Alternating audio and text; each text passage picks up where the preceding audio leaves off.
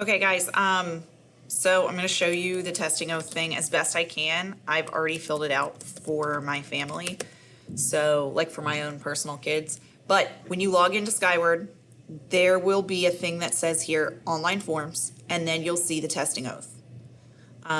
So you would click on, mine says view because it's done, but if yours is not done, it will say something else. You're going to click on it. You over here, where the recorder, click on the first thing. These checks are already checked for you. You cannot uncheck them or recheck them. Like, they're done. You're gonna put your name.